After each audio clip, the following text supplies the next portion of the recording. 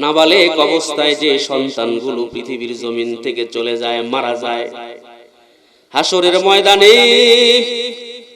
মা বাবার অন্যায় অপরাধের কারণে আল্লাহ পাক বলবেন যাও জাহান্নামে যাও। কিন্তু ওই নাবালেক সন্তানগুলো মা বাবার সামনে আইসা দাঁড়ায়া বলবে, আল্লাহ আমি আমার মা বাবাকে ছাড়া জান্নাতে যাব না, আমার মা বাবা জাহান্নামে যাবে, আর আমি বাচ্চা তার সন্তান হয়ে জান্নাতে যাব, তা সম্ভব না। আল্লাহর সাথে তিনবার এইভাবে আলোচনা করবেন। কয়বার? তিনবার আলোচনা করার পরে আমার আল্লাহ ওই বাচ্চাকে অনুমতি দিবেন, যাও যাও তোমার মা বাবাকে তুমি জান্নাতে লয়া যাও। আর একটা সুসংবাদ শোনাই দেখুন, নবীজি সাল্লাল্লাহু আলাইহি ওয়াসাল্লাম বর্ণনা করেছেন, ফেরেশতারা যখন কোন নাবালেক সন্তানের জান কবজ করে, আল্লাহ পাক ফেরেশতাকে জিজ্ঞাসা করে, ও ফেরেশতারা তোমরা কি আমার বান্দার কলিজার টুকরাটা ছিঁড়া লয়ে আইছো? কহ আল্লাহ লয়ে আইছি। আমার বান্দার কলিজার টুকরার জান কবজ করছো? কহ লয়ে আইছি। কয় আমার বান্দা বান্দি কি বলছে? সুবহানাল্লাহ বলে। এরে ফেরেশতারা আমার বান্দা বান্দির কলিজার টুকরা ছিঁড়ে ছিঁড়ে তোমরা নিয়ে আসছো, আমার বান্দা কি বলছে?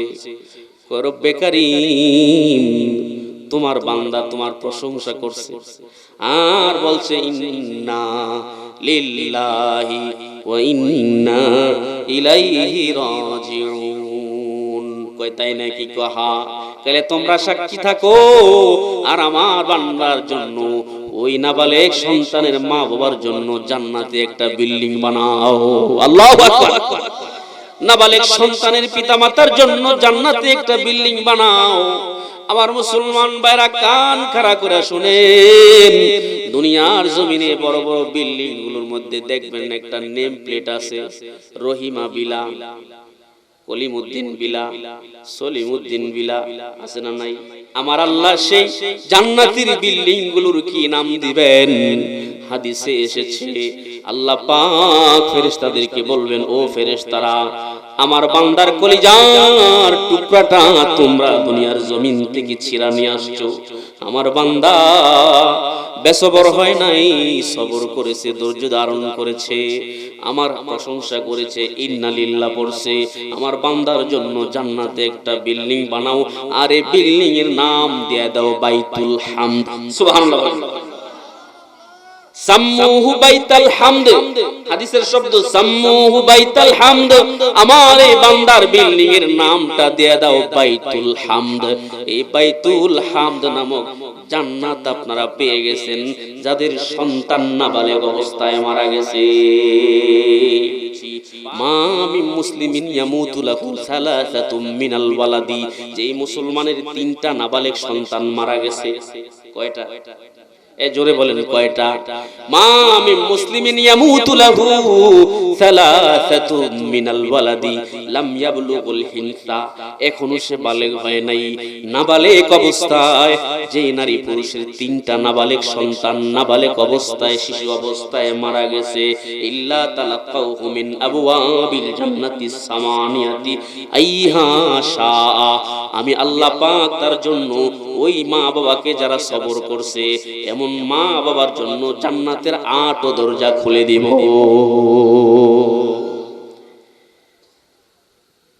যে সমস্ত সন্তান মারা গেলে, নাবালেগ সন্তানের মৃত্যুতে যে সমস্ত পিতামাতা ধৈর্য ধারণ করেছে তাদের জন্য জান্নাতের 8টা দরজা খুলে দিবেন কে? এ জোরে বলেন না, তাদের জন্য জান্নাতের 8টা দরজা খুলে দিবেন কে? যেই দরজা দিয়ে বান্দা আল্লাহ জান্নাতে যাইতে চাইবে, আল্লাহ পাক ওই দরজা দিয়ে তাকে জান্নাতে প্রবেশ করাবে। তাহলে যাদের সন্তান মারা গেছে তাদের কোনো আর আফসোস আছে? এ জোরে বলেন, আফসোস আছে?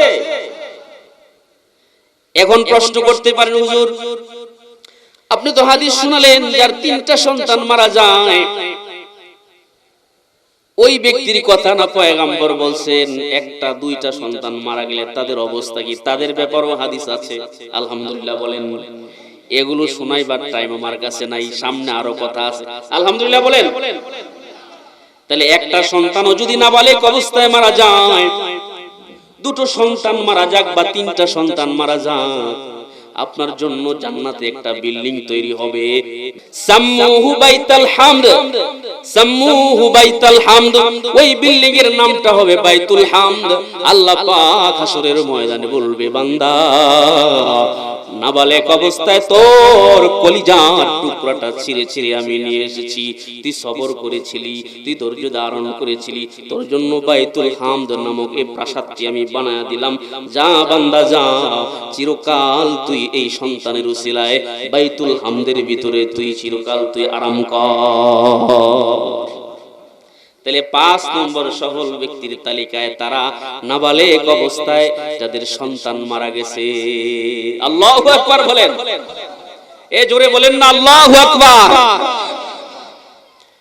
৬ নম্বরে বলি, ৬ নম্বরে হলো ওই সমস্ত মুজাহিদ যারা নিজের জীবনের শেষ রক্তবিন্দু থাকা পর্যন্ত, অর্থাৎ নিজের জান মাল দিয়ে আল্লাহর রাস্তায় দুশমনের সাথে মোকাবেলা করে। ৬ নম্বরে ওই মুজাহিদের জন্য আল্লাহ পাক ৮টা জান্নাতের দরজা খুলে দিবেন, যেই দরজা দিয়ে সে ইচ্ছা ওই দরজা দিয়ে আল্লাহর জান্নাতে যেতে পারবে।